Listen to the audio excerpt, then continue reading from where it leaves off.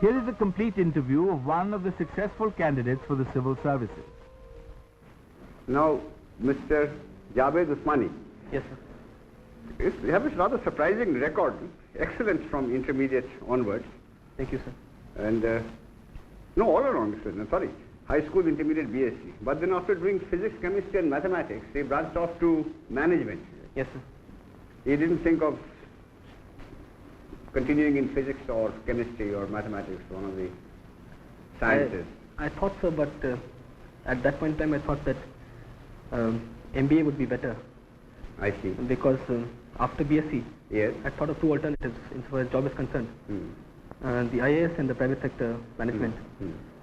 And since my age was not enough to make me eligible for the IAS, I had to wait for 3 years anyway at that time.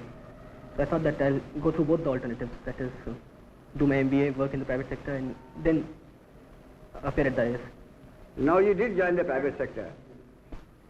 I did think, sir, of doing research in physics for some time, but after that I dropped that idea, and then I had two alternatives in front of me, either appearing for the IAS examination or going in for a management career in the private sector.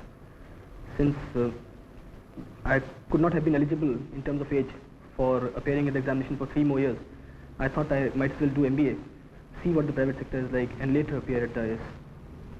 I see. Now you have worked in Madura courts yes, for sir. some time as management trainee. Now they must have paid you more than they are likely to get in government for several years now. Well, that's true, sir.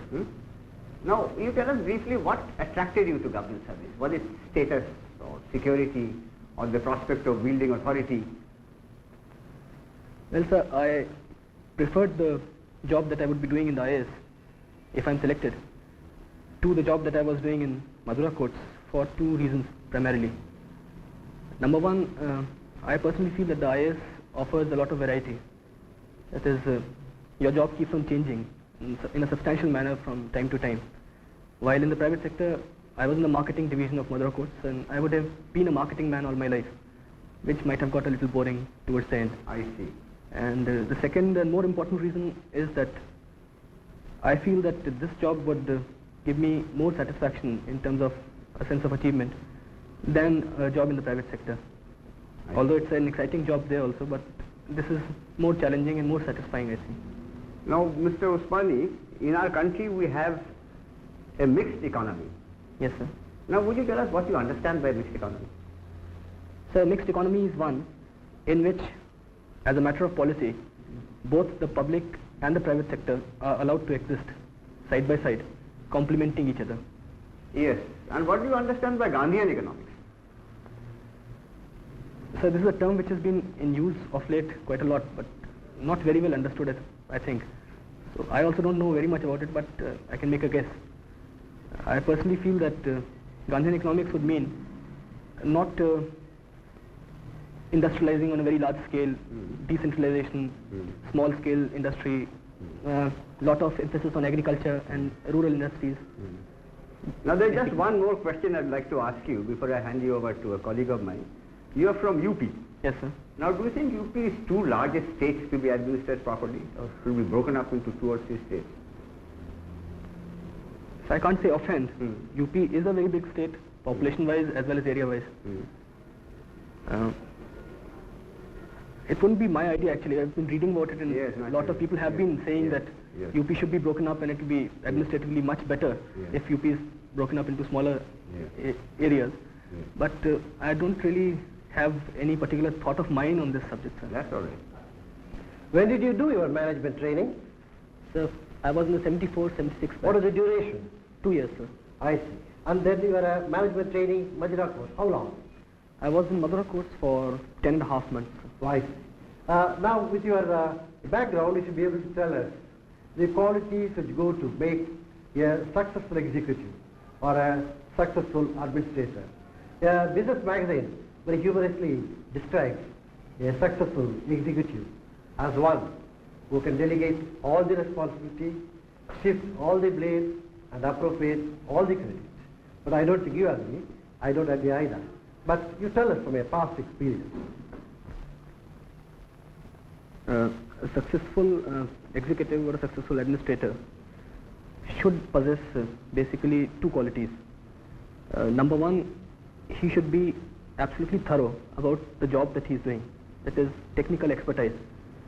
In whatever area he is, he should know more than his subordinates about the job that he is supposed to get done out of them.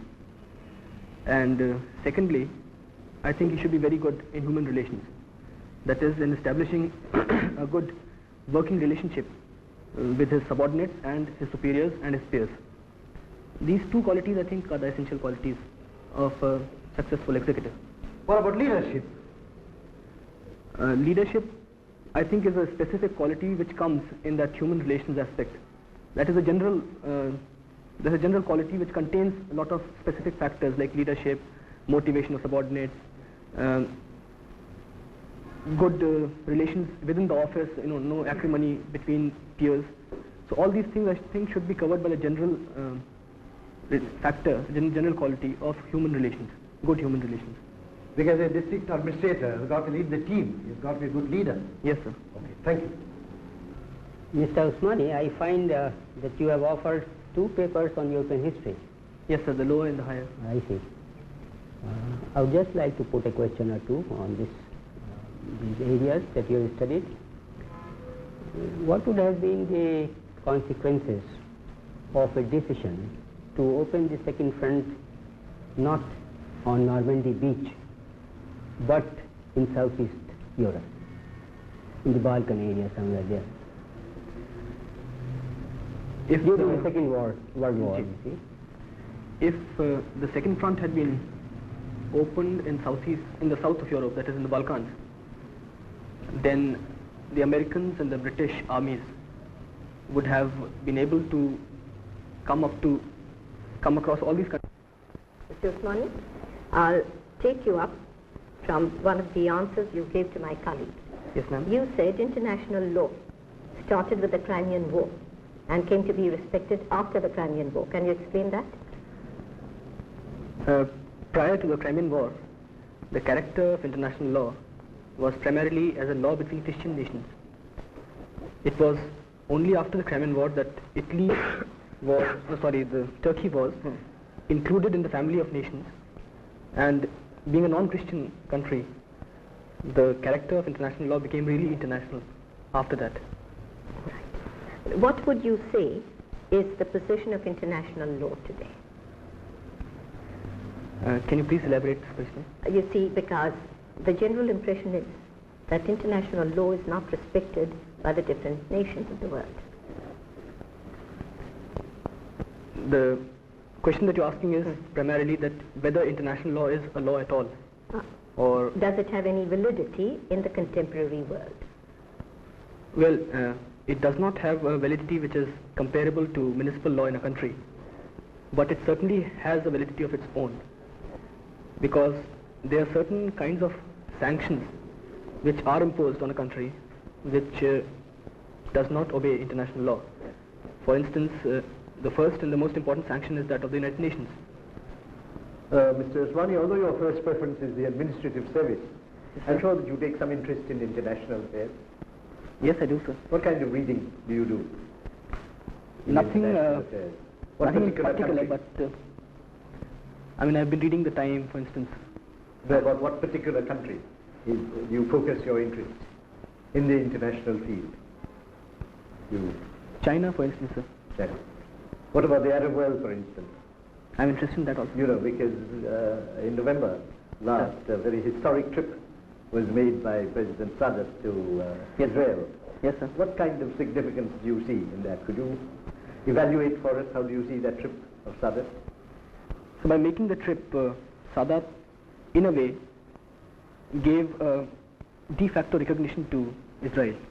Not de jure, but de facto recognized that Israel is a country which exists. Till then, the Arab world has had more or less negated the existence of Israel. They had not been willing to accept that Israel exists. So that is the significance of But it has caused a lot of hostility in the rest of the Arab world. Do you think he'd be able to pull it off, so to speak? A lot of countries like Saudi Arabia yes, sir. and Jordan Syria. helping him, Syria. So You don't think it's too much of a risk? Sir, I think personally that Sadat is looking after the interest of Egypt more than the interest of the Arab world. That is, he is going away from the course that Nasser had laid for Egypt as a leader of the Arab world. And by making this move, he has sort of taken a decision that Egyptian interest should also be taken into account. Javed, I see here that you studied for some time in Government Inter-College Bareilly. Yes, sir. I give you a small situation round about Bareilly. Yes, sir.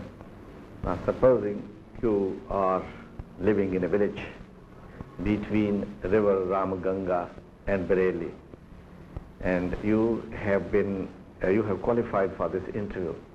Sir. And you have planned to leave early in the morning, 3 a.m., to catch the train from Bareilly to reach here for this interview this morning by 10 o'clock.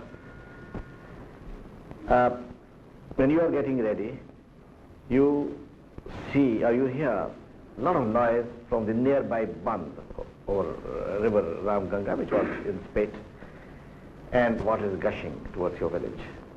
Your quick appreciation is that the village, which consists of kacha houses, population about 1,000, will be washed away. You are the eldest son of the village sarpanch. You have to plan your next plan of action, and I want to see your reaction.